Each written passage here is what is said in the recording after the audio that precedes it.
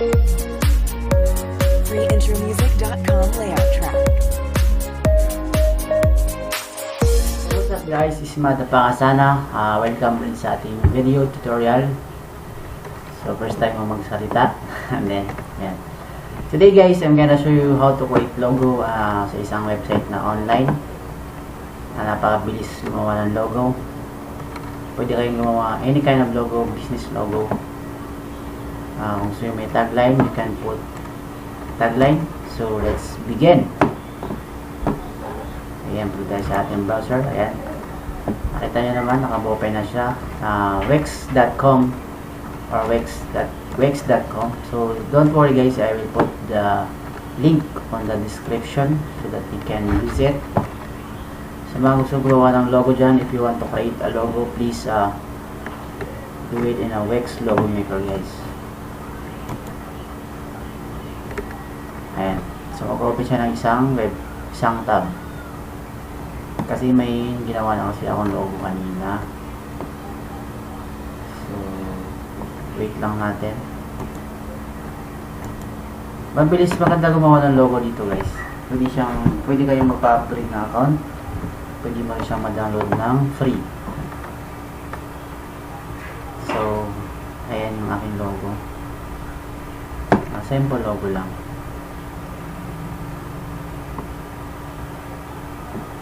So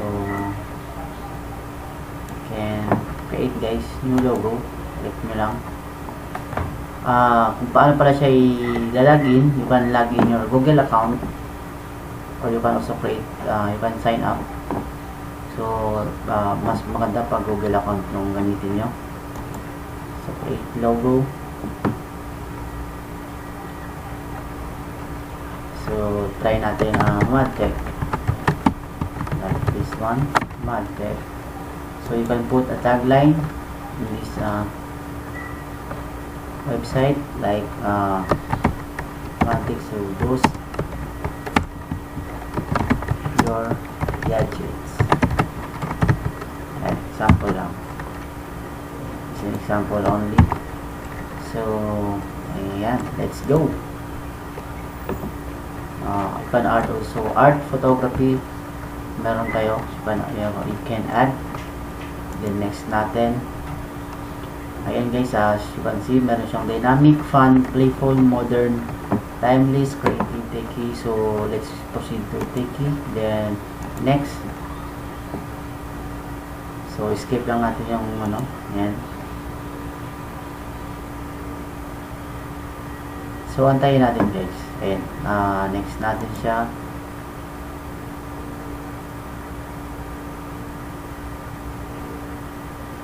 Ayan, namimili na siya ng choices. So mag-a-appear yan yung mga napili niya na mga design. Marami kayong pagpipilian na design. So ayan na siya. Yung design, ayan yung mga design Madtech.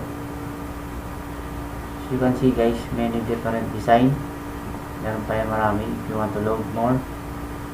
So pwede mo siyang i-customize.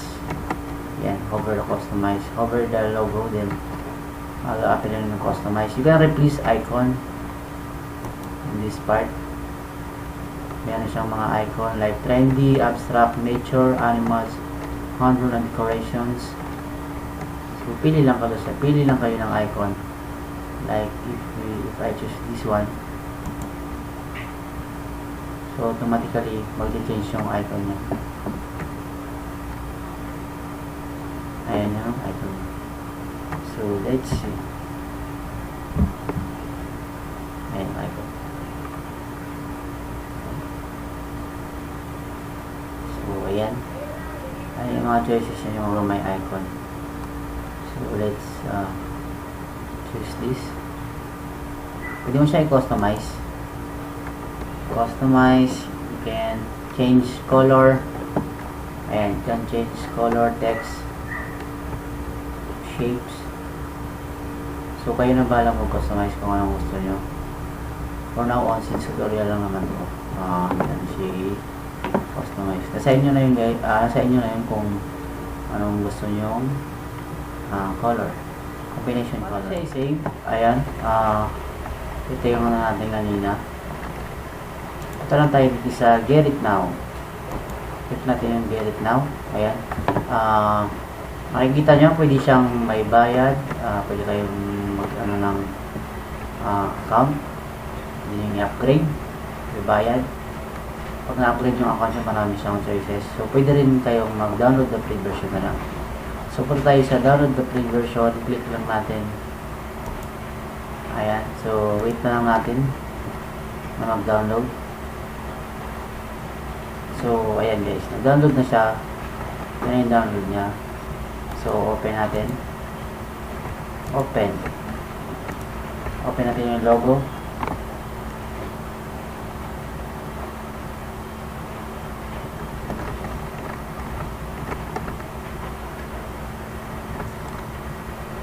So, wait natin kasi nag-loading pa yan. Nag-load pa yan. So, sa mga bago dyan sa aking channel, please subscribe guys sa my channel.